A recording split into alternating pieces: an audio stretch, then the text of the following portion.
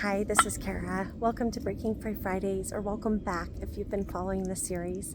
It's great to have you here.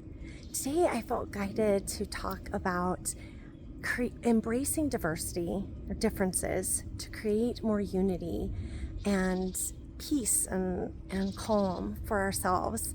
But before we dive into that, I wanted to first just celebrate something. Today is actually a year of doing these Breaking Free Friday episodes. So I'm really excited to hit that milestone and have been sharing with you. And I'm super grateful for this community, and just also want to take a moment to celebrate you and honor you for doing the work and being on this journey of self-development and growth and empowerment, and finding ways to break free and really live a life that is your best life in the greatest alignment possible. So here is to you. And in the spirit of that and this milestone, I think it's so fitting to talk about this concept of, how different and yet how much the same we all are, right? And one of the things when we think about embracing diversity to create more unity, one of the biggest things that comes to me that I think is so important is we often want to control things, and we live from a place of wanting people to act a certain way, wanting them to show up in a certain way, to behave in a certain way, or even to do things that we've asked them to do, but only in a certain way. It's almost like we have these preconceived default notions about those things. It's almost a wiring into sometimes unknown or unspoken expectations that can come through. And one of the things that happens with that is it really sets ourselves up for relationship strain. And it can be any type of relationship. It can be with an acquaintance, it can be with a significant other, it can be with a family member, it can be with a coworker.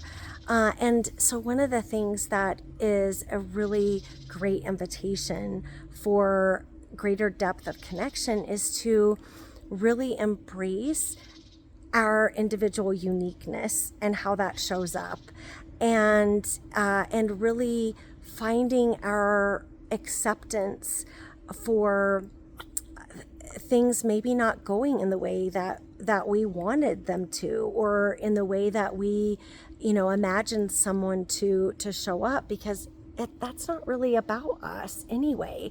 It's honestly, it goes back to being an invitation for our own inner work. It's like those little breadcrumbs back into our internal universe, where there's all of these opportunities to find greater centeredness and greater alignment with our divine selves. I want to share an example that I think will help illustrate this a little bit more specifically. So imagine a couple, and they've been together for many decades, and the husband retires before the wife does. And he's finding ways to spend his time and wanting to be helpful, and the wife is still working, and so he tries to take on some additional household chores, things that maybe he hadn't historically been doing, cleaning bathrooms, vacuuming, just some of those kind of household chores. And the wife, instead of being able to find great appreciation for that effort and those things actually being done, the wife ends up actually finding all sorts of things wrong with how the husband did the chores. And so over time of this dynamic playing out, the husband ends up giving up, because there's no winning in actually helping. He finds himself just being belittled or berated, and doesn't feel like he can really actually contribute effectively. And the sad thing in this example and that dynamic is that neither person really wins, and they both end up feeling more hurt in the end. And what this example is illustrating so effectively is that there's an invitation in that for allowing grace for things to be different than how you would do them. And that's okay. Like it is okay for, somebody to actually show up and help and do it a different way. And then that's just this opportunity for us to release control. So one of the other things when you think about accepting diversity and how that really brings us to a greater place of connection, a greater place of unity.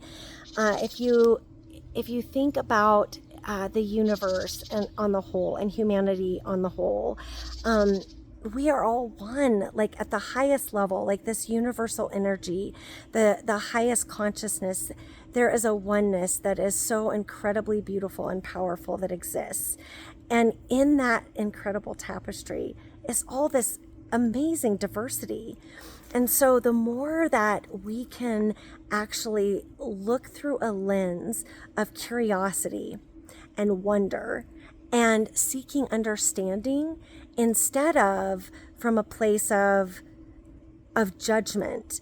And oftentimes, our primal brain wants to take us there because, it's going into a place of labeling and categorizing, and is this safe? Is that safe? And so, some of this comes back to working on how we can, regulate our systems more effectively, our nervous systems, and, having greater capacity in terms of our emotional regulation as well, and just management of our mindset.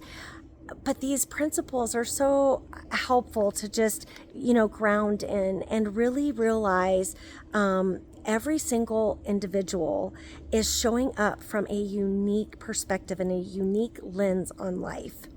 And each one of our realities, while we may even be in, microcosms of experiencing what seems like the same thing, each of us is experiencing it from a very unique lens because each one of us has a unique set of experiences, a unique genetic expression, a unique relationship with life, a unique perspective. And so that's where things can get really interesting if we allow ourselves to come from a place of curiosity instead of judgment. And it takes some practice to get there, especially when our nervous systems can sometimes land us in a reactive mode. So there's an opportunity for this journey to just keep unfolding in a beautiful way. And one of the other things that I like to think about in this context of diversity and bringing us to unity is this: we are all things. I mean, it's a spectrum, right? And so, when we pit ourselves against, someone or something or a circumstance or something like that, it creates greater division, not only in that external environment, but it also creates greater division in our own internal world.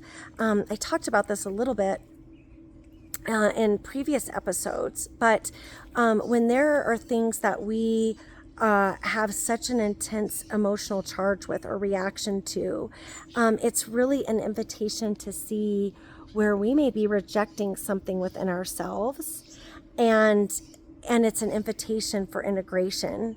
So one of the last things that I want to share about this concept, and it's also another invitation for our wholeness, is when we find ourselves in a place where we are blaming others for how we feel. It's often a natural de facto to go to, and once we do enough inner work, we can really claim responsibility for our own emotions, because in all reality, our emotions are ours. they're a representation of how we are experiencing life and interactions with other people, with circumstances, with events. And the more that we have mastery over our emotions, the greater our nervous system regulation is, the more aligned we are with our divine nature and, with spirit or God or universe, however you relate to that. The more we have mastery over our mindset, the more we realize the opportunity that exists in our emotions. It's a language. It's communicating to us. Our feelings are communicating to us, and how much in alignment we are with our divine nature, with the source energy. Because in the greatest perspective of things, everything is that universal love and oneness. And so these are all invitations. And so I invite you to really look and reflect on where you might be able to see diversity and uniqueness and differences in ways that maybe you once judged, but as an opportunity for a doorway forward into something more connected, more beautiful, of greater understanding and learning and expression of love. So I am wishing you a beautiful week, and I would love to hear your thoughts on what I've shared today and anything that you'd like to hear more about. Please let me know and share in the comments. And if you find these videos helpful, I would love you to share them with family and friends, and just to aid others in their process of awakening and healing and finding greater empowerment. So send a like, subscribe, and I will see you next week. Have a wonderful week, and bye for now.